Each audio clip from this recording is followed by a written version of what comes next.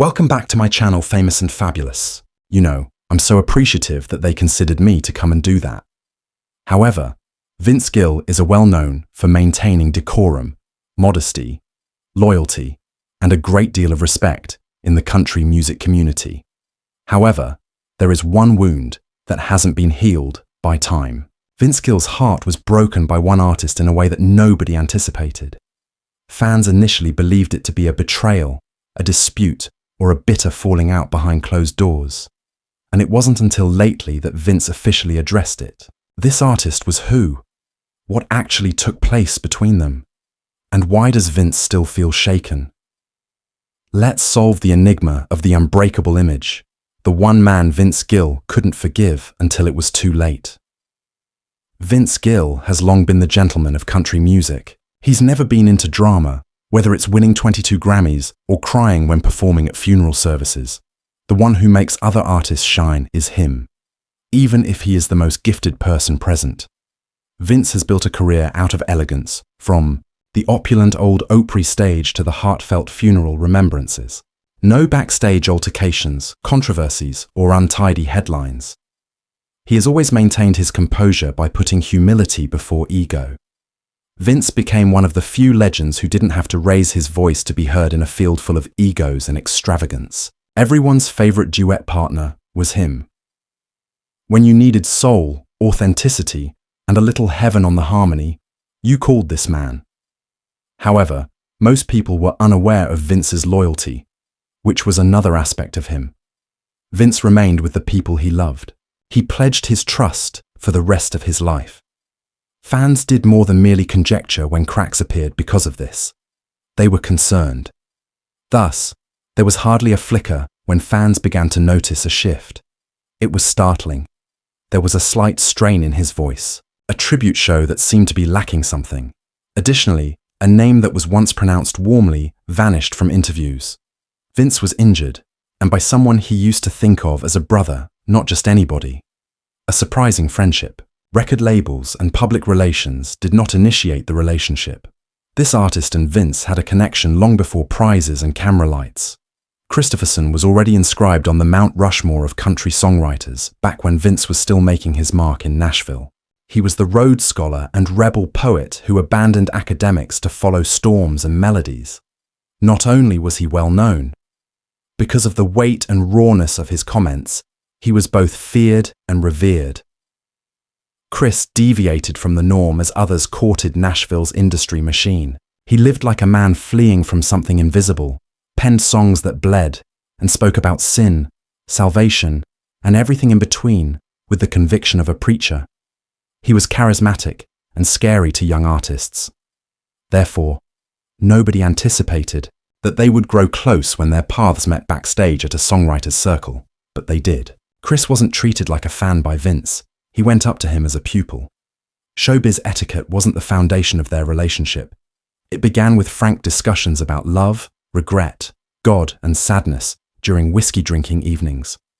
Chris spoke with 1,000 ghosts in his head.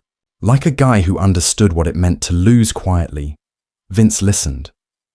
They exchanged unfinished lines, unfinished songs, and the kinds of silences that convey more meaning than words could.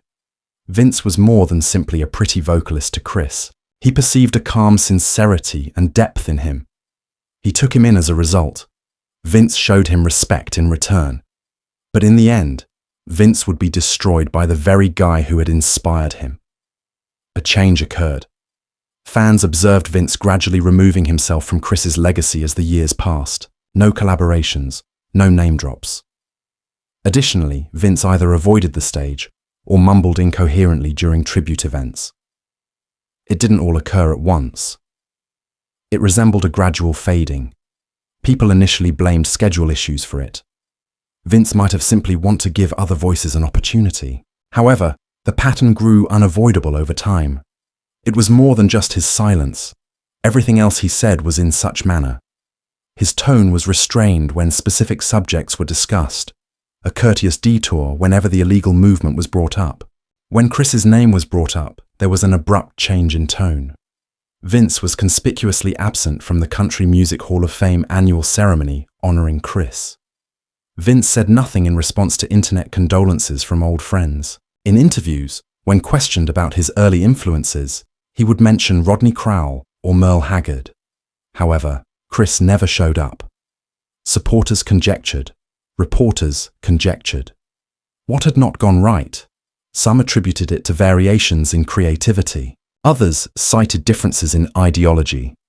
Some even alluded to something sentimental and intimate. Rumors began to circulate. Has Chris said anything? Did politics cause them to argue? A woman, Faith. There were rumors about a phone call that didn't go well. I can't believe he said that to me, Vince reportedly stated after hanging up. Did someone betray you behind closed doors? Or was there something more profound Vince wasn't prepared to discuss? The stage moment that rocked him. At a Nashville songwriters event in 2017, Vince was scheduled to perform a song about one of his biggest inspirations. Supporters anticipated a nod to Merle Haggard, or even his deceased sibling. Longtime admirers, songwriters, and other artists filled the room. It was a celebratory evening that paid tribute to the pioneers of country music. Vince's name appeared near the end of the show, which is typically where something significant is mentioned. There was a sense of anticipation. The cameras were prepared. There were even rumors that he could release a brand new tribute song. This was no ordinary job. This was an event from the past. Each performer contributed something incredibly intimate. Songs from decades past, filled with triumphant and heartbreaking memories. The room was a hive of activity. Everyone in the room leaned forward in their seats when Vince's name was called. Rather, Vince approached the microphone with an odd sense of immobility. He glanced down, inhaled, and then peered around the crowd. He remarked gently, "There are times when the people you love the most are the ones who have hurt you the most." There was silence in the room. Then, with a heavy, low voice, he started singing, "Whenever You Come Around." However, he stopped in the middle of the second verse. He let his hand fall off the instrument. His voice broke. Then he left the microphone and left the stage without saying anything. He gave no explanation. The set was never completed by him. Additionally, rumors concerning Kristofferson became more prevalent. Vince's peculiar admission.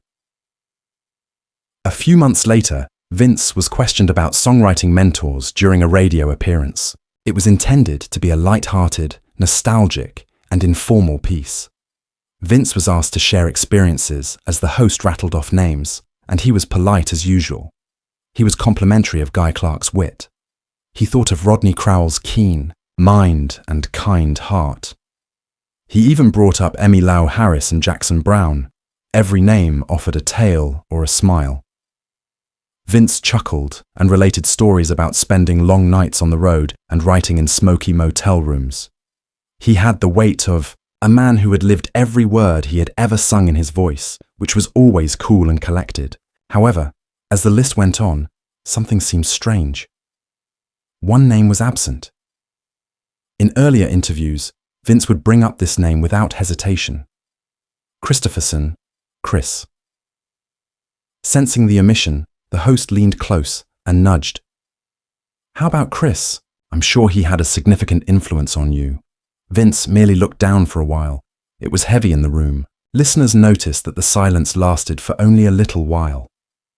Then he said something. "Honoring someone who no longer recognizes you is not always possible." Devastating, frigid, and cryptic. If Kristofferson had betrayed, forgotten, or worse, abandoned Vince Gill, viewers would have been left wondering, what could possibly break Vince Gill like that? A letter was never returned. A close acquaintance claims that Vince once wrote Chris a handwritten note. Just Vince sharing his emotions, with no intermediary or management. It has nothing to do with business. Clearing the air for a public reunion or tour wasn't the goal. It was something much more intimate. Vince revealed everything. Thankfulness, perplexity, and melancholy. He wrote about his early years, the songs they used to share, and the late-night talks that molded him into the person he is today. He even concluded with a statement that only Chris would understand. They once chuckled together over an old line. Vince used it to let people know that he was still present. "Are you?" A discreet request to get back in touch. A final courtesy from someone who didn't often ask for anything. He only expected a phone, call, a message, or a flash of insight to reassure him that their connection had not been totally severed. He didn't expect a lavish gesture in return. Days, however, became weeks, and weeks became months. Nothing has changed. There was never a response, not even an acknowledgement. After that, Vince said to someone, "That was my last try. We've lost anything we had. Go rest high on that mountain," was written by a man who had always carried pain in silence. However, something was different this time. It was not a quiet moment. It was irreversible. Vince was unable to divulge the secret. Vince did not attend a business event celebrating songwriters from the 1970s at the beginning of 2025. His absence was conspicuous and deliberate. The event was specifically designed for him. They were honoring legends. They told stories. On stage, longtime friends came together for once-in-a-lifetime performances.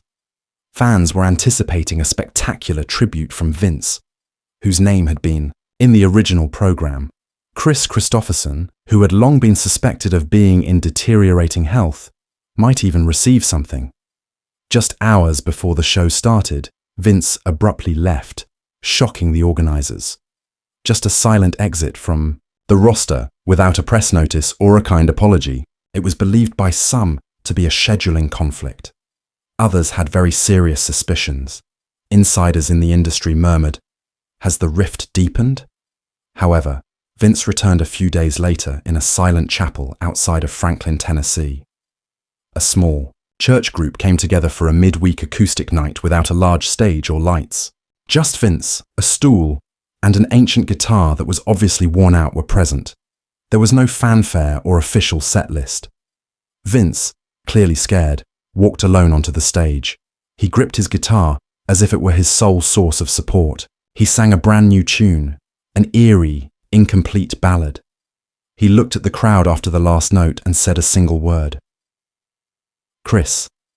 The truth had finally surfaced, and there was simply sadness instead of animosity or accusations. Chris Kristofferson was no longer with us, and Vince Gill was very broken by that. The sorrow that lies behind the quiet. It wasn't treacherous. There was no feud. It was seeing a hero disappear. Kristofferson's loved ones have sensed for years that something was up. It started out little, with misplaced lyrics, missed appointments, and perplexed expressions in familiar settings. But the fog grew thicker over time. The man who had once used words to portray the world was now having trouble. Remembering his own lines, he started to stay away from the stage. Interviews became shorter. His formerly insightful and artistic responses turned ambiguous, leaving those closest to him to confront an unachievable reality. Silently, one of his generation's most brilliant lyricists was disappearing. Chris had a fiery manner of living, as if time didn't exist. However, time eventually caught up with him. Vince witnessed it firsthand. Although he kept it to himself, acquaintances claim he observed in silent pain as Chris's memory deteriorated. It is said that the most difficult moment occurred during a secret backstage meeting when Chris grinned while not recognizing Vince. It was similar to having a loved one erase you. Vince didn't feel angry. It was powerless. Sadness. A quiet, gradual breakup of a relationship that once meant everything. He kept everything to himself. He knew, therefore he never reacted angrily or assigned blame. There was no betrayal. There was no feud. It was witnessing a hero disappear. For years, Chris Kristofferson had been experiencing memory loss. He gradually lost memory of moments, friends, and lyrics. The actual heartache came when he finally forgot about Vince. Vince wasn't upset. He was mourning for a person who was no longer there but was still living. Since he had already expressed everything he wanted to say in his silence, Vince chose not to make a comment after Chris passed away. We frequently believe that brutality, scandal, or betrayal are the causes of sadness. But love and loss can sometimes cause the most intense suffering, A fight did not cost Vince Gill a friend. Time had taken him away. And for that reason, Vince still trembles when he mentions one name. Kristofferson, Chris. Which homage struck you the most, and which of these two icons' songs is your favorite? Tell us in the comments. Because sometimes, the loudest farewell is silence. Please like, subscribe, and join us for more authentic tales behind the legends.